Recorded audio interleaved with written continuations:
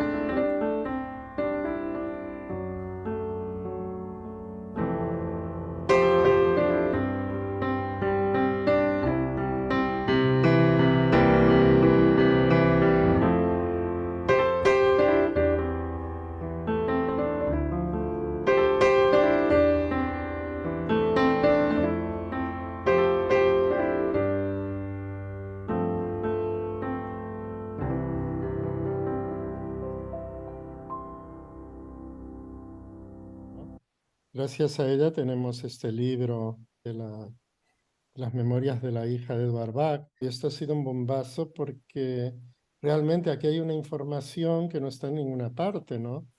Es la visión de pronto de una niña bueno, ya lo explicará ella mejor, ¿no? Entonces, ahora quería compartir la portada del libro, que es aquí.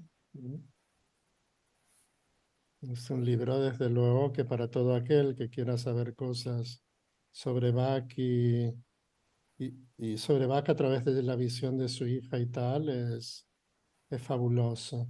Soy Bobby, que era el apodo que tenía Evelyn, la hija de Bach.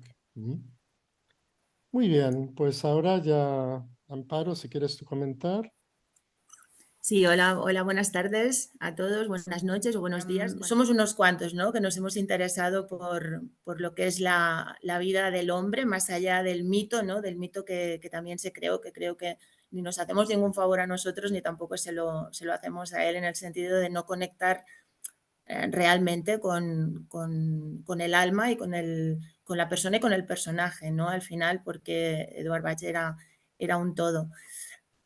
Descubrir a Evelyn cuando, bueno, ya estaba descubierta, ¿no? Como si dijéramos, pero sí darle voz y hacer ese trabajo que hicimos con Eduardo, contextuando, porque las memorias de Evelyn no eran muy extensas, o sea, en algunos párrafos se notaba porque ella murió muy mayor, con 98 años, pero de Alzheimer, y estuvo con la demencia muchos años, y podemos decir que escribió esas memorias al filo. O sea, hay algunos párrafos donde ve que confunde información o que confunde nombres. Sí que mantiene una línea temporal, pero sí que hay veces que hay algunas confusiones, ¿no? Y eso sí que fue un tesoro, ¿no? El poder rescatar en sus palabras esos primeros 6 años que nos hablan de ella y también nos hablan de su padre.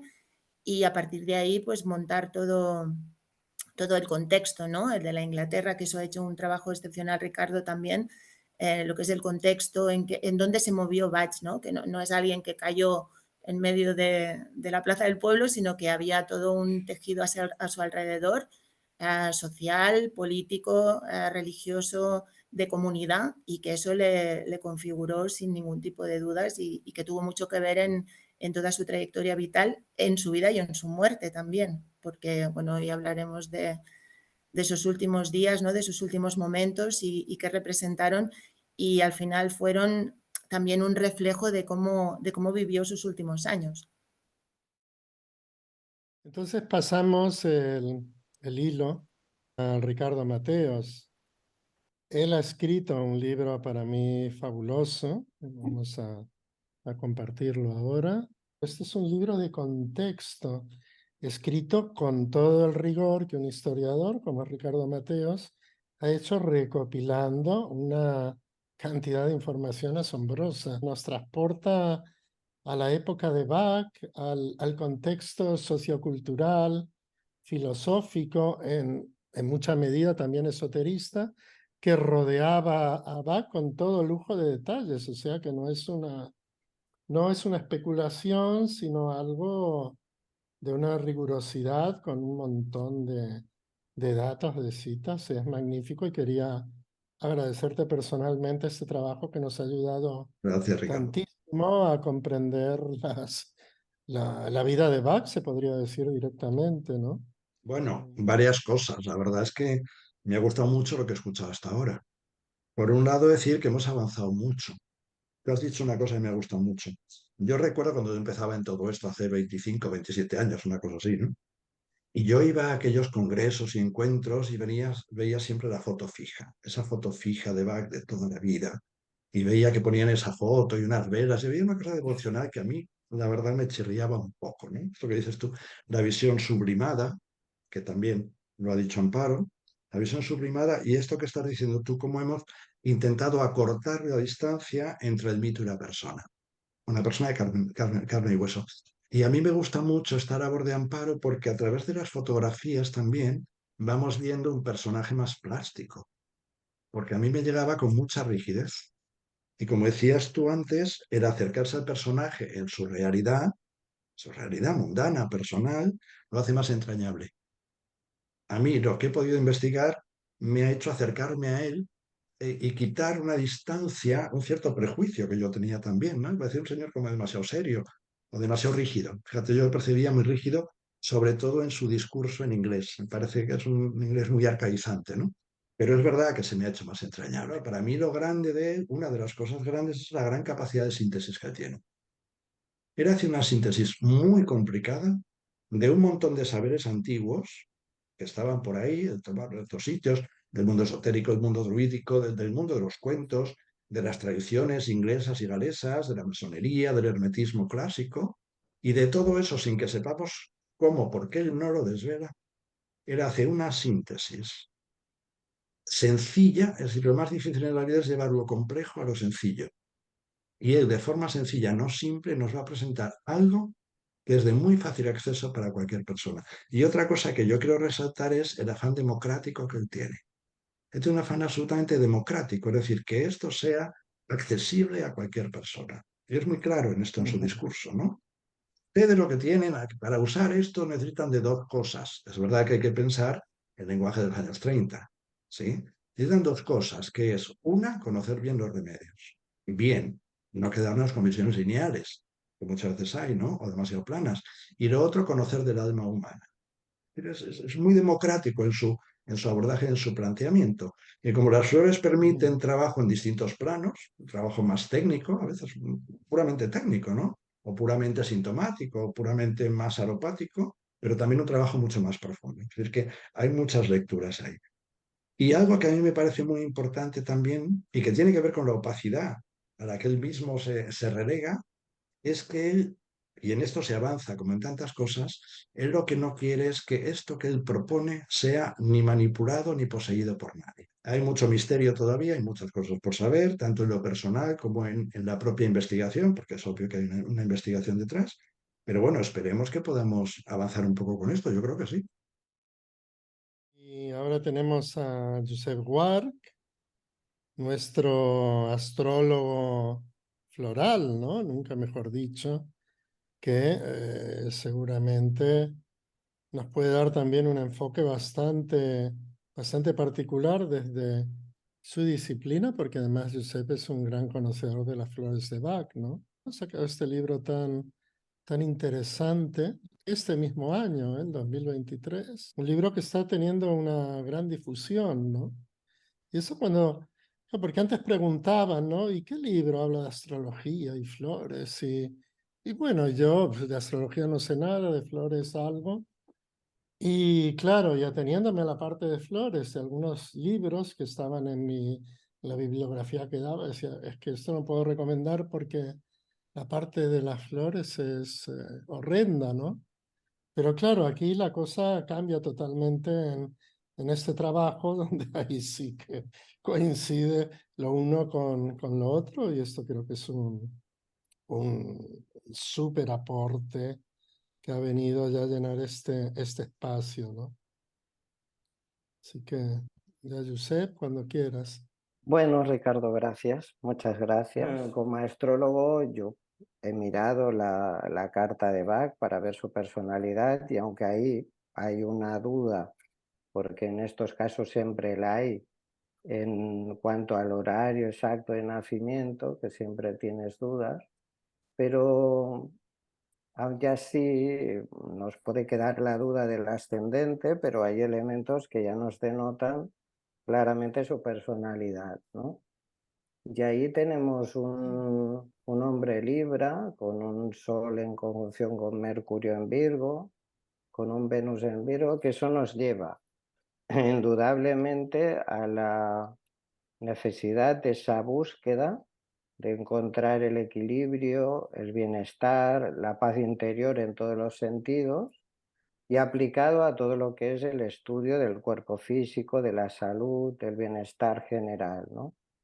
Entonces, bueno, la trayectoria que Bach sigue a mí me parece la más lógica teniendo en cuenta el momento cósmico en el que él nació, ¿no? Encima, su alma elige un momento en el que la luna está en Leo, eso hace, por un lado, que él tenga un carácter potente, capaz de enfrentarse y defenderse ante cualquier persona, pero aparte esa luna le da esa enorme capacidad creativa, ¿no? Porque Leo, si algo tiene, precisamente es ese impulso o esa capacidad de crear, ¿no? De dar vida a algo nuevo, a algo diferente, ¿no? Por otro lado, tener como él tuvo Marte en Escorpio, eso estimula, por un lado, la necesidad de investigar, de ir al fondo de la cuestión. De hecho, es una posición que lleva a ir a buscar la causa real de todos los problemas, ¿no? E incluso es una herramienta que te facilita poder acceder hacia incluso lo más oculto, lo más esotérico, como decía Ricardo Mateos. Bueno, es una herramienta que además aporta algo que para mí probablemente es una de las características más destacadas de la personalidad de Bach, que es la pasión. Porque lo que hace ese Marte es que él se apasione por aquello que haga, ¿no? Pero independientemente de todo esto, yo creo que hay una característica que no es muy común encontrar, y que es lo que hace que Bach hubiese desarrollado todo ese maravilloso trabajo, que es que Bach nació con unos aspectos muy importantes de Neptuno. ¿Qué hace eso? Pues hace que Bach fuese lo que podríamos denominar una persona hiperconectada, ¿no? Y eso era lo que le podía facilitar, pues, conectar con el mundo espiritual, con el alma, gracias a... O sea que, de alguna manera, a mi modo de ver, Bach creó un mundo que era el que debía crear porque su alma eligió la carta perfecta para crear ese maravilloso trabajo que él nos entregó y que va a quedar ahí por los siglos de los siglos. Amén, ¿no? Desde el campo de la numerología, que es un tema en el cual está especializada Raquel, también podemos obtener mucha información del hombre. Y sí que es cierto que Raquel, disculpa por no haberte nombrado antes, sí que es cierto que Raquel fue de las primeras que fisgoneó en aspectos que, Mucho. Sí. que nadie conocía de Bach y se interesó por Mary Tabor y todo esto. Sí, sí, sí que es verdad, sí que es verdad. Muy bien, también desde aquí te aliento a que sigas en Sí, esta, sigo, esta no he búsqueda. Genial. abandonado la búsqueda. Muy bien, muy bien.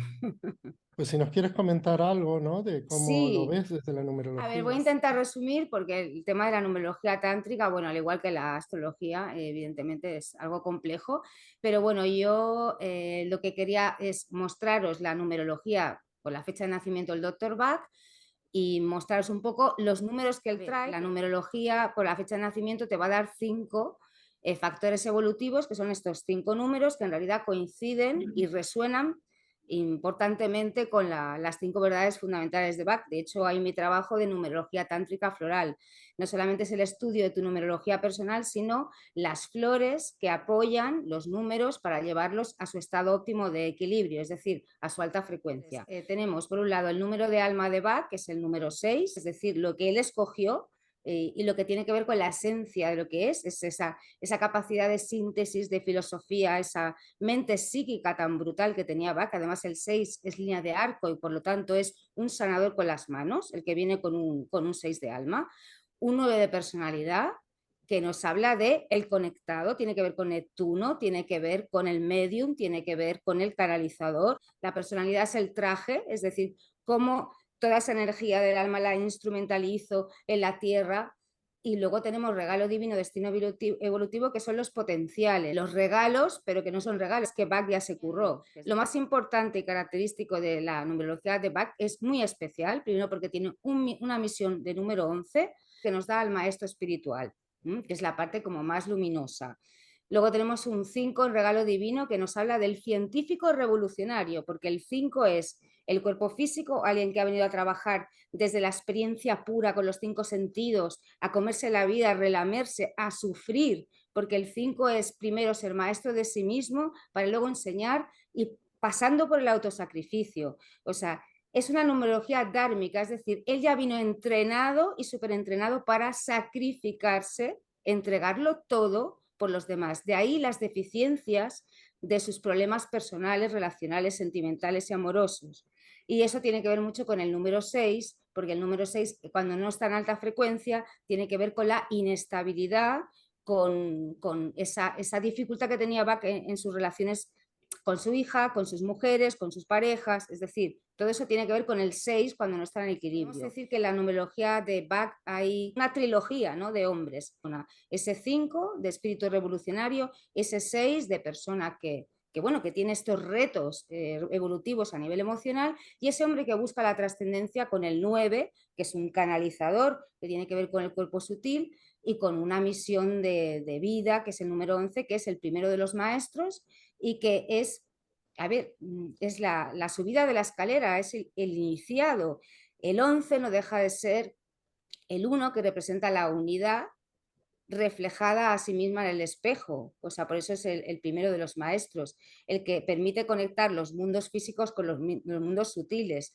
Entonces, él era muy consciente de que tenía esa misión, y el maestro, la vida del maestro es una vida que se vive a solas, en realidad, es una vida solitaria, es una vida dura, es una vida donde hay mucha responsabilidad por respecto a la vida y a los congéneres.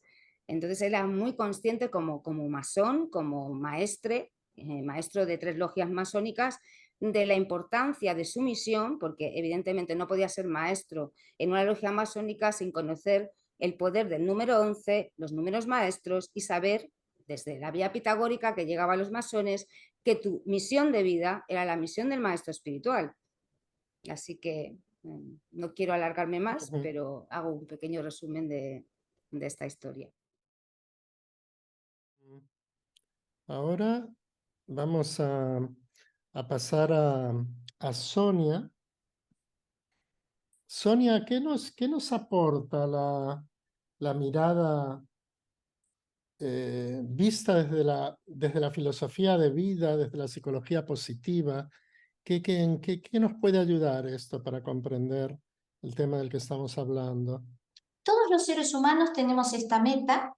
Si está en armonía la personalidad con este alma que es el dictado, todos los seres humanos tenemos la meta que Bach nos dice: salud y felicidad. Y él dice, cuando la personalidad no está en armonía con el alma, pues hay un conflicto. Y ese conflicto que nos genera infelicidad y enfermedad. ¿Sí? Entonces, por eso también mostrarlo desde este lugar humano, pero desde de la totalidad, ¿no? Entonces, dice que esta es la personalidad es la que tiene las limitaciones, que él lo llama errores o defectos. Y dice que partimos de un error principal, que es el amor propio, que el amor propio denominado hacia el egoísmo, hacia el egocentrismo, el solamente me amo a mí mismo. Y la polaridad, hablando como hablábamos hoy, ¿no?, del tema de la polaridad, es el amor a todas las cosas. Y ahí es donde se conecta con que el trabajo que hago yo como ser humano, atravesando esta limitación, suma a ese gran sol que él nos dice que es el creador, ¿no?, que es el amor. O sea, si yo salgo de mi amor propio a mí misma y a mi propio cuerpo y empiezo a ampliar esta situación del amor, empiezo a tener como límites más amplios, ¿no?, donde incluir este amor. Y bueno, él nos invita a que vayamos a este amor hacia todas las cosas, donde una humanidad sea más amorosa, benéfica, iluminada. ¿Iluminada por qué? Porque para él es importante el tomar conciencia de que cada uno de nosotros formamos parte de esto y sumamos nuestro granito de luz. Él en Curate a ti mismo te hace esta metáfora con el sol, donde dice que cada uno de nosotros somos una partecita de ese rayito de sol, y que si estamos en ese conflicto, lo que hacemos es cortar la luz, ¿no? Con lo cual, en lugar de iluminar más, estaríamos oscureciendo un poquito este gran centro que es el amor. Además de dejarnos, desde mi punto de vista, esa gran visión, que en definitiva, si ustedes lo pensaron, la mayoría se ilusionó a anhelar una humanidad, ¿no?, íntegra, más humana, es decir, que la tenemos todos. Para esto, desde la psicología positiva, que trabajás con las fortalezas, del ser humano, que él es lo que él te dice, hay que trabajar desde a las virtudes, ¿no? Llegar desde el error a la virtud. O sea que me parece que es como que es una persona como cualquiera de nosotros que está acá, pero con la voluntad de hacer algo por él mismo y por la humanidad. ¿Qué tal, presidenta? ¿Cómo estamos? Bueno, Elisa es Buenas una tardes, buenos días. persona magnífica, es nuestra presidenta de Sedivac. Pero faltó. Y bueno, es muy polifacética, ha escrito y estudiado sobre tantas cosas y nos va a dar un aporte desde la visión grafológica, cosa que ya la grafología es un tema que lleva desde, no sé, desde hace muchísimos años. En este libro, que también ha salido en este fructífero 2023, Energías que sanan, aquí ella toca toda una serie de temas, naturalmente las flores de Bach, pero muchas de las disciplinas que he estudiado y en las que ha profundizado a lo largo de su vida, pero ahora concretamente nos va a hablar un poquito de su trabajo, de la visión de Bach desde la grafología. Tal como habéis dicho, pues yo trabajo con grafología, ¿no?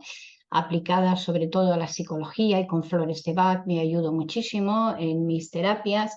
Y entonces yo he abordado la figura de Bach a nivel personal, ¿no? A nivel de su personalidad, a través de su escritura. Sí que es cierto que hay muy pocos documentos de Bach. He podido entresacar algo de la personalidad. Por ejemplo, solamente voy a dar unas pinceladas. Vemos que la forma de la escritura tiene que ver mucho con la energía, ¿no? Con la suavidad. Y entonces yo comparto lo que ha dicho nuestro colega Josep Guars, que era una persona potente, con dotes de mando, una persona que realmente pues tenía una elevada autoestima. Fijaros que en la parte inferior de las letras, incluso aquí se ve la enfermedad que él sufría, que tenía que ver con el aparato digestivo, pues en la escritura se ve incluso esta parte física, pero sí que vemos también estas mayúsculas elevadas, ¿no? Estas dotes de mando, y también esta mezcla de mayúsculas entre minúsculas que aporta la nota de que no se acepta el orden establecido, o sea, era una persona más bien, o sea, revolucionaria, ¿no? Como bien demostró. Su letra también nos da a conocer un cierto grado de ansiedad, de vacío, pues en realidad él estaba solo en su búsqueda, quedó totalmente apartado y rechazado de la parte médica de sus compañeros. Y vemos en su letra, hay una letra en concreta que es esta, que se ven los secretos inconscientes, o sea, algo que él tiene que salir a la luz, él quiere sacar lo que tiene dentro, ¿no? Se ve mucho en su letra y sobre todo en su firma, es digamos, la disociación que hay entre su yo personal y su entorno afectivo. Tal como ha dicho Raquel, es un número 6, por lo tanto es una persona que tiene problemas en su campo afectivo, en tener relaciones familiares, pues también se ve en su escritura. Luego aquí, como podéis ver, en el margen izquierdo, se ve estos planes que él se marcaba, esta lucha interior que él tenía, que siempre se sobrepasaba un poco, ¿no? Pero que luego conseguía siempre sus objetivos. Tenéis la firma, la rúbrica, aquello que os decía de la letra, ¿eh? Las mayúsculas estas elevadas, demostrando este amor propio, este orgullo sano. Y luego una cosa importante es que en su firma no hay rúbrica. Por lo tanto, él reafirma su personalidad. Es un juez muy exigente de sí mismo, Y también vemos que tanto el texto como la firma son muy iguales, por lo tanto hay una armonía entre el yo manifestado y el yo íntimo. O sea, él se sentía bien consigo mismo, aunque le costase el tratar un poco con los demás. Bueno, llegamos a Lago. Lago tiene un gran trabajo no publicado, pero sí que ya ha participado en los congresos hablando de toda la mística. Es una gran estudiosa de la Cábala también, donde también se ve que hay mucha conexión, ¿no?, entre Bach, con los conocimientos de Bach y todo esto. Un tema apasionante. También tiene mucho trabajo sobre mitología. Apasionante. ¿Qué nos aporta esa visión mística o la mística en este caso sobre la figura de Bach, Lago? Muchas de las decisiones de Bach en su vida fueron a partir de sus propias creencias y su mística muy experimentada. Él pertenece a varias logias y yo empecé a investigar de qué trataban estas logias y qué pensaban ellos sobre el alma. Él, en la introducción de Libérese a usted mismo, invita a todos los terapeutas y a todas las personas en realidad a conocer las leyes universales de la naturaleza humana. Hay una cita muy curiosa que habla sobre ello. Y bueno, cuando yo leí la filosofía de Bach, más allá de estudiar las flores, es que mi alma se alimentaba. Había algo de mí que también vibraba con todo aquello que estaba leyendo, que era la filosofía terapéutica, pero más allá de filosofía, era una mística profunda que nos habla del sentido de la vida y que dirigió su vida también, ¿no? Entonces, él mismo, en otro de los escritos, comenta que no desea predicar, que no desea de ninguna de las maneras hacer proselitismo. Yo creo que era muy consciente, como decía Ricardo, que había un gran peligro en esoterizar, ¿no?, las esencias florales de Bach, que tenían que estar evidentemente al abasto, ¿no?, de todas las personas que quisieran utilizarlas. Y él se esfuerza muchísimo en hacer muy simples conocimientos que en un principio en las logias se complican a veces incluso demasiado y se intelectualizan demasiado. Pero él llegó a ser mestre de una logia. Eso significa que el conocimiento de la vida, del alma y del árbol de la vida, que es un esquema que describe el alma humana y que él utiliza en sus esquemas también y en sus escritos, y que yo creo que también utiliza como guía para elegir sus esencias florales. Es un esquema que ya os explicaría en el curso, ahora no viene a caso, pero que se deja entrever, si lo conoces, y es muy hermoso de ir descubriendo, pues cuando él explica ese alma humana, lo hace de una forma simple, pero conocer el esquema subyacente nos ofrece también a nosotros la posibilidad de entender más profundamente a Bach y de cómo él vivía su vida, le daba sentido a su vida y de los conocimientos a los que las fuentes de las que vivió, ¿no? ¿Vale? La verdad es que no pretendo hacer algo que él no quiso, sino simplemente desvelar un poquito más de lo que él pensaba que era el alma humana y de por qué eligió unas esencias florales y no otras, por qué eran 12, por qué había 7 ayudantes. Todo esto está reflejado en este esquema maravilloso del árbol de la vida, que además es alquímico. Pero su genialidad, como cabalista y como médico y como ser humano, es que aplicó los conocimientos alquímicos y de las leyes universales a un sistema terapéutico. Y esto no lo ha conseguido nadie. Y no solo eso, sino que lo supo transmitir de manera que trascenderá generaciones.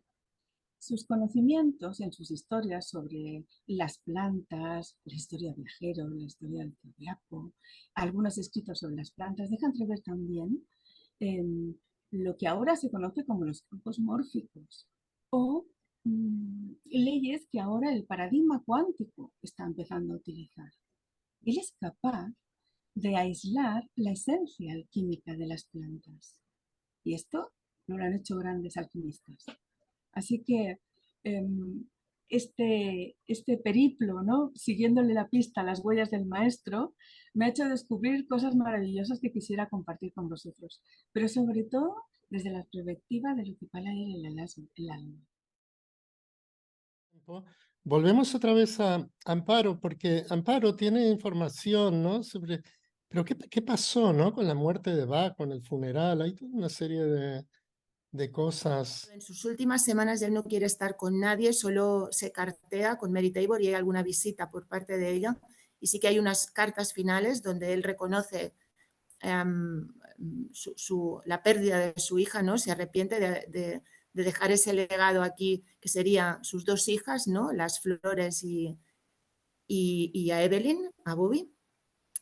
Y es muy curioso porque él muere en un estado de sufrimiento importante. Esas cartas se leyeron en un congreso en México y hay unas líneas escalofriantes porque él habla que las flores no están haciendo efecto conmigo, ¿no? ¿Por qué debe ser eso? Cuando él, ¿no? Nos recuerda quizá a las palabras de Jesús en la cruz, lo de Padre, ¿por qué me has abandonado? Esas líneas a mí me ponen la piel de gallina. Y otra cosa curiosa es que él muere un 27 de noviembre, es un viernes, y él no lo entierran hasta el miércoles siguiente. O sea, pasan 5 días. Él al final, como también apuntaba la compañera, al final él reniega de todas las estructuras jerárquicas y de poder con las cuales se movió durante su vida, reniega del Colegio de Médicos, reniega de todas las logias masónicas, se niega a pagar las cuotas, se junta al final de la vida con una logia que reniega de las logias, que serían los búfalos, ¿no? Allí hay unas pequeñas referencias a eso. Pero sí que es verdad que tardan 5 días en enterrarle. Hay unos artículos publicados en periódicos de la época donde hay un periodista que se queja de que el funeral estaba previsto para un lunes, para principios de semana, y que se enterró el miércoles. Eso propició o eso tuvo el problema que mucha gente de Londres que fue a despedirlo y que el lunes se presentó en Wallingford para despedirlo, bueno, es donde estaba la estación, ¿no? Donde fueron a Sotwell, tuvieron que volverse para Londres y no lo pudieron aún enterrar, lo enterraron el miércoles porque hubo una confusión. Aquí nos preguntamos si sus últimos días fue enterrado por rito masónico, que sí que dejan pasar unos días antes del entierro o no. Ahí tenemos un lago, ¿no? Una laguna que no tenemos esa información. Pero sí que es importante detallar que murió el 27 de noviembre, fue enterrado el día 2 de diciembre y el 4 de diciembre sale este artículo en un periódico local donde un periodista o la persona que escribe esta nota de prensa habla de él, habla de lo poco convencional que era esta persona, que nadie al verlo diría que era un personaje importante dentro de la profesión médica en Londres, porque era muy peculiar su vestimenta, ¿no? Nos habla este artículo y se queja de esta confusión que hubo en la fecha del entierro. Y esto nos lleva a otro artículo de más o menos la misma semana, donde nos pone los nombres de las personas que acudieron a su entierro y al final fueron muy pocas personas, ¿no? Allí consta Nora Wicks, consta Victor Bullen, consta Mary Tabor, Rona, constan su hermano, Charles Harold, y su mujer, y 4 o 5 amigos más. O sea que al final se preveía un funeral multitudinario, ¿no? Porque sí que vino muchísima gente de Londres, pero tuvieron que volverse, y eso es significativo, ¿no? Al final parece que estuvieron los que siempre habían estado a su lado.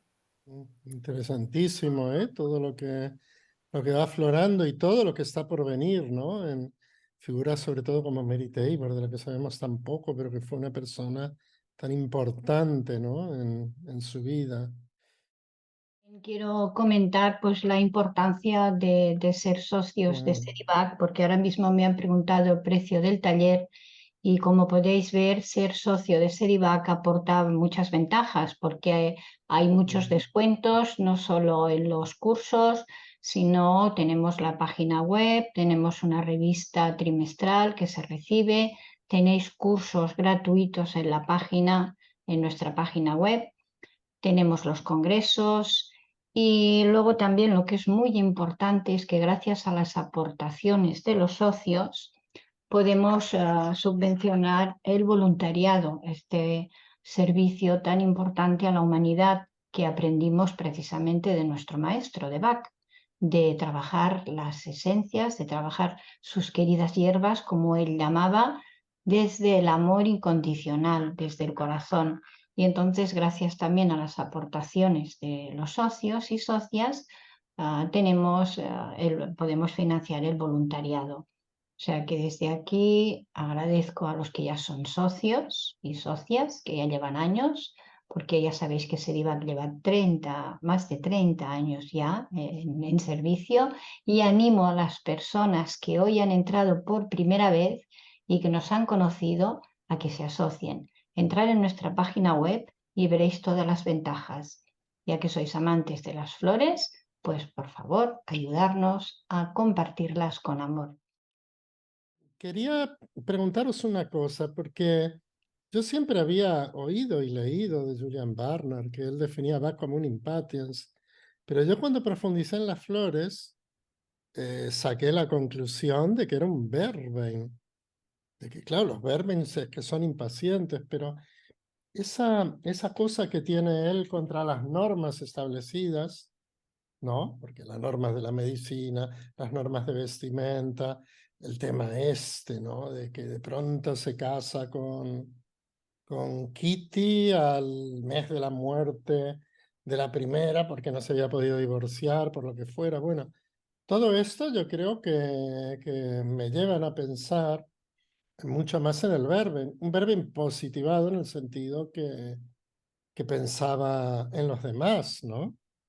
Que trabajaba para mitigar el sufrimiento de la humanidad, todo lo que él dice, ¿no? Pero yo lo veo más verben que impatience. No sé qué pensáis vosotros en este sentido, ¿no? Y que es cierto que yo lo he escuchado esto a Julian Barnard. Lo suelo escuchar decir. Sí. Él lo argumentaba un poco desde la cosa esta de anticipación a lo que va a venir. ¿Sí? Con un hombre muy rápido que trabajaba solo, que no le gustaba que le entorpecieran, que, así que todo le limitaba, incluso quizá una vida familiar, sino un hombre que iba a su meta, ¿no? Tenía claro dónde quería ir y no hacía mucho zigzag. ¿Sí? Y por otra parte, esta cosa como avanzada en el tiempo, es decir, que lanzó una cosa que sería quizá entendida del todo mucho tiempo después. Desde ahí entiendo que lo dice él, pero sí se lo he escuchado. Sí. Bueno, yo por mi parte me reafirmo con lo que dice Orozco. Para mí era un Verbain, en su numerología tiene una numerología dármica con el número 5, es decir, que él ya ha trabajado la parte positiva de Verbain. Y bueno, digo una cita solamente pequeñita de Nora para que veáis lo Verbain que era Bach. Y dice, era determinante en todo y no aceptaba que nadie pusiera limitaciones o restricciones a su trabajo. No permitía que nadie se interpusiera en su camino, especialmente cuando tenía la convicción de que algún descubrimiento era beneficioso para la humanidad. Esto es lo más Verbain que yo he escuchado. O sea, para mí, va que si le tuviéramos que poner una tipología, desde luego sería Verbain. En su numerología está clarísimo que lo que él trae como bendición, como dharma, como don, como algo que ya ha trabajado y que está en positivo, es ese doble 5, o sea, no es un Verbain, no, es doble 5, doble Verbain, pero la cara bonita de Verbain, en el sentido que viene para hacer un autosacrificio. O sea, eso es su trabajo. La misión es la del maestro, pero a través del cuerpo físico, del sufrimiento físico, de la experimentación a todo nivel y el autosacrificio, que es dejar de lado lo personal, lo tienes que sacrificar, tu vida personal, tu hija, tus parejas, tus mujeres, lo tienes que sacrificar, lo tienes que entregar por un ideal que tiene que ver con un beneficio para la humanidad. Y eso es muy Verbain, muy Verbain, pero muy arriba, ¿no? De muy alta frecuencia. Claro, porque yo pensaba, bueno, es que el impatience se hubiera quedado ahí con sus logros de la medicina, su prestigio y todo esto, ¿no? En impatience yo pienso que predomina más un poco el sentido práctico, tirando un poquito más hacia lo material, ¿no? Sí. El astrológico para mí es más que evidente lo que dice Ricardo, Sí. que era un verbén de libro, básicamente porque Bach nace con una conjunción Urano-Sol. Urano es el planeta que gobierna Acuario y Acuario está asociado con Verbe. Entonces, aparte de una persona uraniana, es una persona que vive más lanzado hacia el futuro que no en el presente, un inconformista, un rebelde, una persona que rompe con las normas establecidas, etcétera, ¿no? Pero para mí lo más magistral que uno puede ver en su momento del nacimiento es por el hecho de ver toda esa configuración en Libra que hace que Bach se convierta en un puente en todas direcciones. Eso significa que él podía conectar de forma magistral o de forma intuitiva el pasado, por tanto lo conservador, lo tradicional, como podía ser la medicina, con lo más avanzado que nos llevaría al futuro, que tiene que ver más con ese Urano. Pero por otro lado, también tenía la capacidad de conectar con lo más elevado, de ahí lo espiritual por ese Neptuno, y al mismo tiempo llevarlo a la Tierra de manera fácil y accesible para que todo el mundo lo pudiera entender y comprender. O sea que es una persona magistral, pero sin lugar a dudas no tiene mucho de empatía ni si tiene mucho de verbe. Estupendo. Pues ahora entonces, si hay preguntas directamente dirigidas a cada uno de nosotros, quien quiera hacerlas, con mucho gusto contestaremos. Dice Cristina, ¿cuál es el orden de descubrimiento de las últimas 19? ¿Hay relación con los signos del zodiaco también? Gracias. Sí, claro que la hay. De hecho, hay un escrito de Bach en el que él dice que cada una de las primeras corresponde a cada una de las 19 restantes. Y ese es un trabajo que, bueno, está en proceso de desarrollo. Yo sí tengo establecido ese orden desde un punto de vista de los signos, pero ese es un trabajo que creo que todavía no puedo presentar públicamente. Pero sí que lo hay, por supuesto, porque poder establecer esa relación una a una. Hay una pregunta muy inquisitiva, un tal Tony, a ver quién la responde. Dice, hola, buenas tardes. En cuanto a las formas de elaborar las flores, ¿por qué Bach decidió cambiar su sistema de solar al de ebullición? Como posibilidad. Fijaros, método solar, los primeros 19. 12 lecciones de vida y 12 formas de relacionarme con el entorno. ¿Sí? Los últimos 19 tienen que ver con cómo respondo yo a lo que sucede en la vida. Son como dos cosas distintas. Y bien, todo apunta al carácter.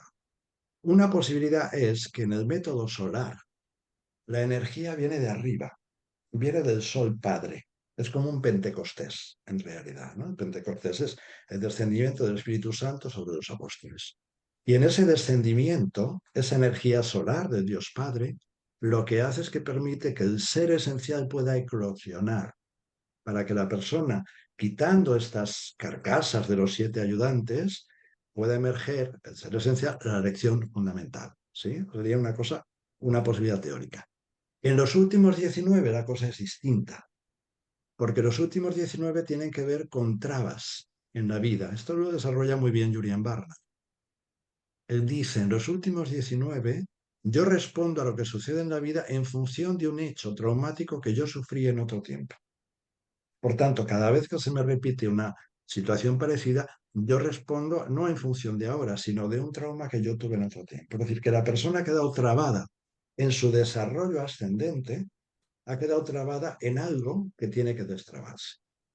Y aquí elige que la energía ya no venga del Dios Padre, del Sol, sino que la energía viene de materiales fósiles que están debajo de la Tierra, que han quedado haciendo un proceso de sombra, si queremos decirlo así, un proceso de desarrollo, y en esa combustión, al llevar en este caso el agua, a la ebullición, lo que hacemos es generar un cambio de estado. Es decir, destrabar lo que está trabado para permitir que el sujeto pueda continuar su desarrollo hacia arriba. Queda muy bonito así, queda como muy poético, ¿no? Pero Pues sí. es una posibilidad que yo lanzo ahí, es algo que yo he comentado con Julian Barnard en varias ocasiones.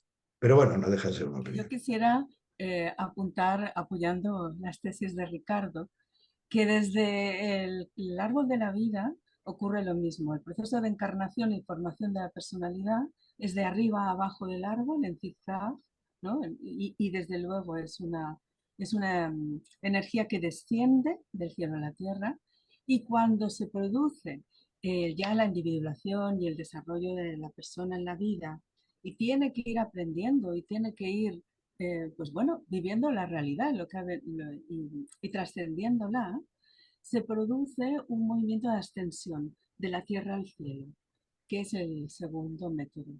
Coincide. Gracias. Claro, por eso me parece que Eduardo Greco habla de la solarización, que sería como personalizar el alma, ¿no? Que desciende, y la cocción sería almatizar la personalidad, ¿no?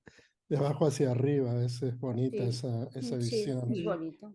¿Por qué no llegó a curarse con las flores? ¿No llegó a conocer su problema raíz? ¿O quizás no quiso alterar su libre albedrío? Pues creo que eso nos remite a lo que estamos hablando del hombre, ¿no?